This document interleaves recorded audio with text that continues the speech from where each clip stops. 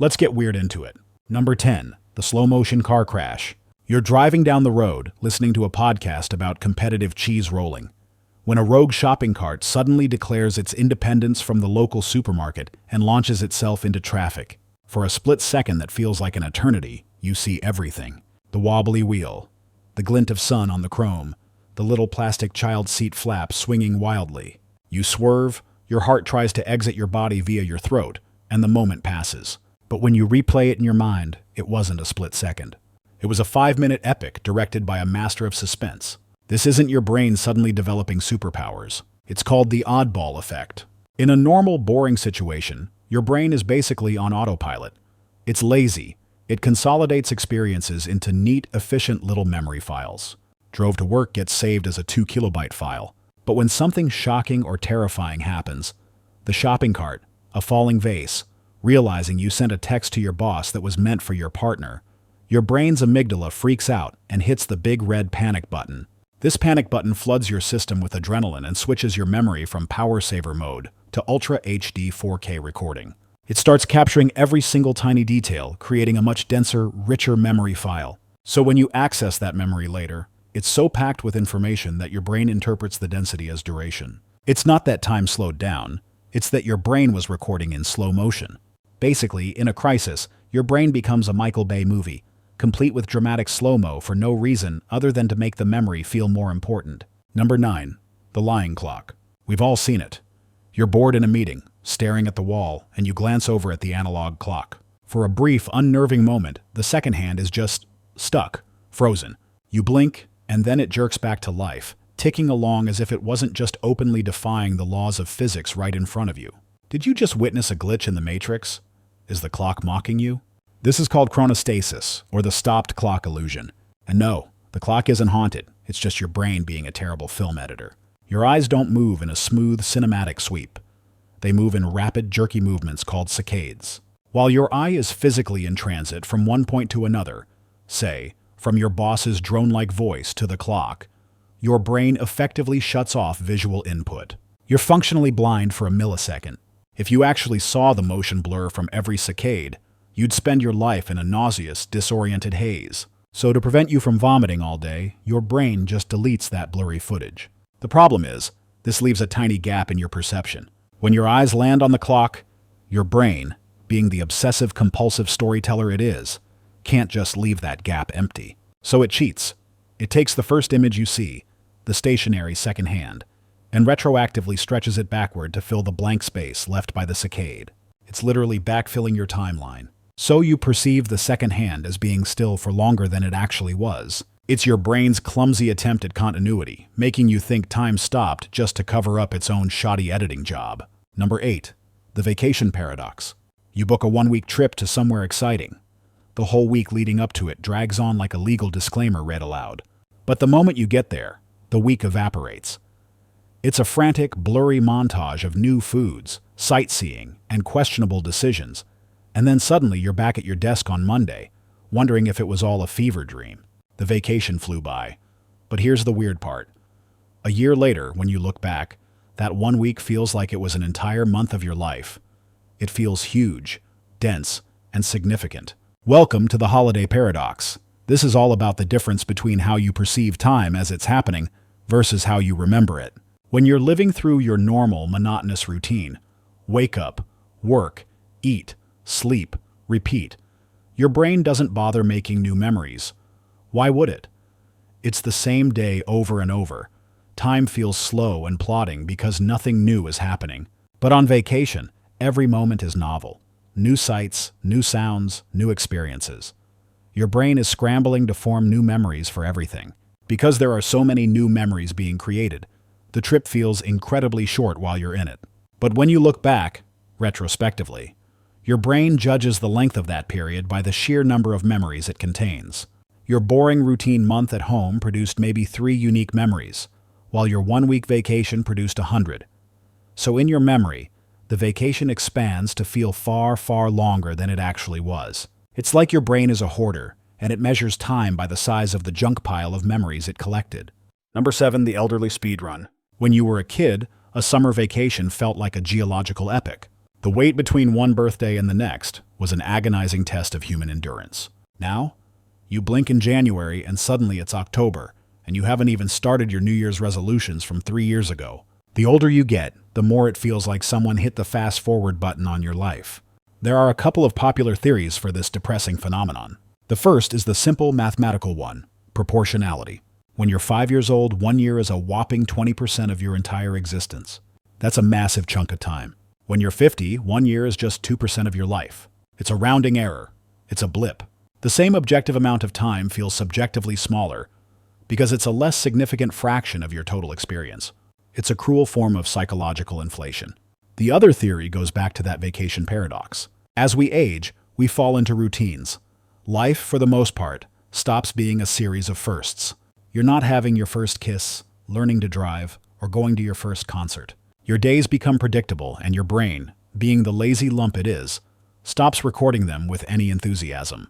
The lack of novel experiences means fewer new memories are formed. So entire years can feel like a brief, blurry montage because your brain just didn't bother to hit record.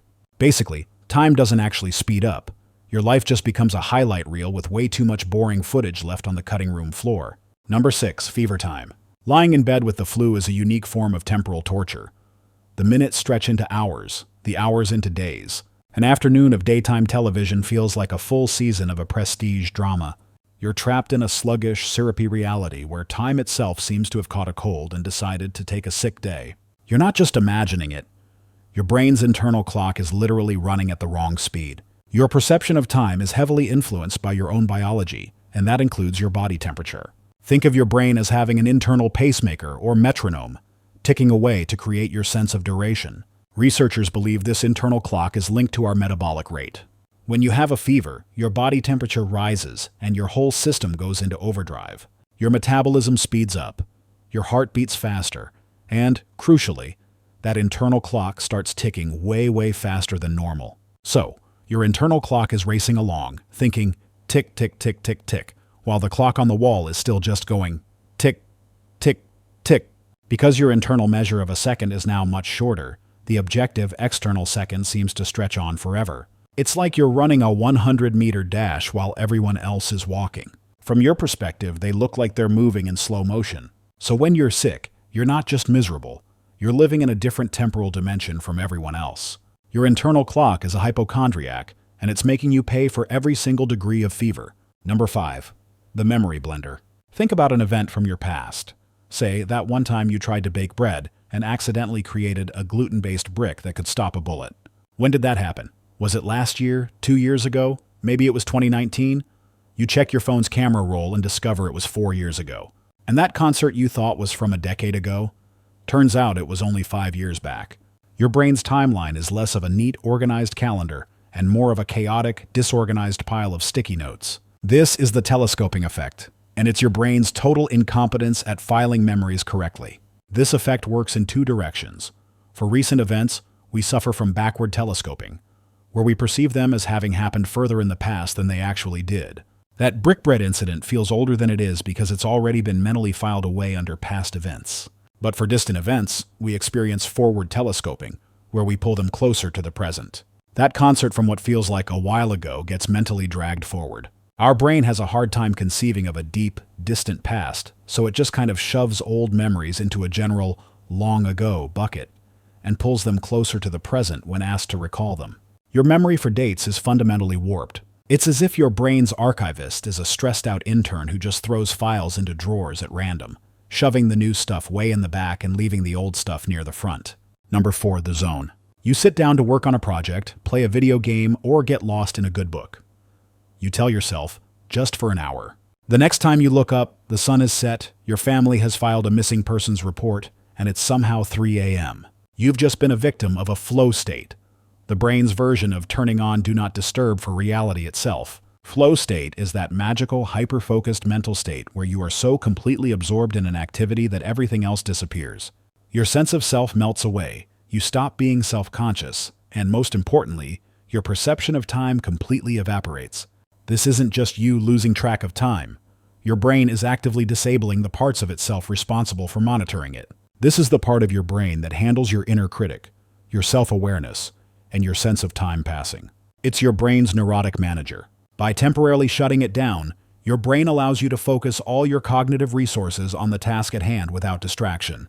The side effect is that the little clock watcher in your head gets sent on an indefinite coffee break. Time perception is a resource-heavy process, and when your brain is trying to do something complex and engaging, it views time as an optional luxury it can't afford.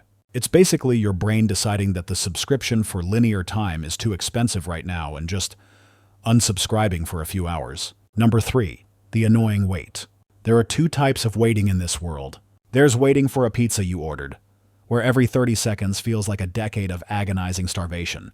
Then there's waiting for your turn at the dentist's office, where you're so consumed with dread that the 15 minutes before your appointment somehow vanish in a nervous blur. Why does waiting for something good feel so much longer than waiting for something bad? The answer is dopamine, your brain's very own hype man and drug dealer. When you're anticipating a reward, like that delicious cheesy pizza, your brain starts releasing dopamine. Dopamine does a lot of things, but in this context, it sharpens your attention and makes you acutely aware of the passage of time. You are so focused on the future reward that you're monitoring the clock constantly. This heightened attention to time itself is what makes it feel like it's crawling by at a glacial pace. Your brain is basically a toddler in the back seat asking, "Are we there yet?" every 5 seconds. Conversely, when you're waiting for something you're dreading, like the sound of a dental drill, your brain doesn't want to think about it. You actively try to distract yourself. You read a 2-year-old magazine in the waiting room. You count the ceiling tiles. You do anything to not focus on the impending doom. Because you're not paying attention to the clock, time seems to slip by unnoticed. It's the same amount of objective time, but your focus determines its perceived speed. So if you ever want time to fly, just convince yourself something horrible is about to happen.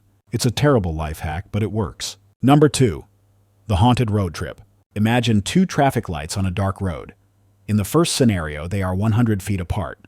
You see the first light flash, and then the second light flashes 3 seconds later. In the second scenario, the lights are a mile apart. Again, the first one flashes, and the second one flashes 3 seconds later. Now, which 3-second interval felt longer? Almost everyone will say the second one, the one with more space between the lights. This bizarre little perceptual glitch is called the kappa effect. It demonstrates that your brain doesn't perceive time in a vacuum. It gets hopelessly confused and mixes up its perception of time with its perception of space. When your brain has to judge the duration between 2 sequential events, it takes the spatial distance between them into account. If the physical journey between 2 points is longer, your brain makes a weird logical leap and assumes the temporal journey must have been longer too, even when it wasn't. It's like your brain has a little formula that says, more distance equals more time. And it applies that formula stubbornly even when you have a stopwatch proving it wrong. This is why a cross-country flight can feel subjectively longer than spending the same amount of time sitting in a single room, even if you're asleep for most of it. Your brain is constantly trying to create a coherent narrative of your experience, and in its little storybook world, covering more ground must mean more time has passed. Your brain, it turns out, would fail a basic high school physics class. Number 1. The internal metronome that can't keep a beat. I want you to try something. Close your eyes and, without counting, try to guess when exactly 1 minute has passed. Go ahead. I'll wait. Did you do it? And did you completely fail? Of course you did. Because the fundamental truth is that your brain is absolutely terrible at its job as a timekeeper. It's not just bad in weird specific situations. It's fundamentally, systematically flawed. This is best described by something called Wehrort's law, named after a 19th century German physiologist who apparently had a lot of time on his hands. The law states that we consistently overestimate short durations of time and underestimate long durations of time. If someone flashes a light for 3 seconds and asks you how long it was, you'll probably guess 4 or 5 seconds. But if someone asks you to sit in a room for 30 minutes, you'll likely feel like only 20 or 25 minutes have passed. Our internal clock seems to have a weird bias towards some kind of middle ground. It takes short events and stretches them out, and it takes long events and squishes them down. There's a theoretical indifference point, somewhere between a few seconds and a couple of minutes where we're actually accurate. But on either side of that, our perception is hopelessly skewed. It's as if your brain's internal clock is a cheap watch that runs fast for the first minute, then gets tired and runs slow for the next hour. All these glitches we've talked about are just specific flavors of this one core problem. The clock in your head is broken, was probably assembled incorrectly, and is definitely not eligible for a refund. That's all for today. I'll be making similar videos in the future. Subscribe to see them.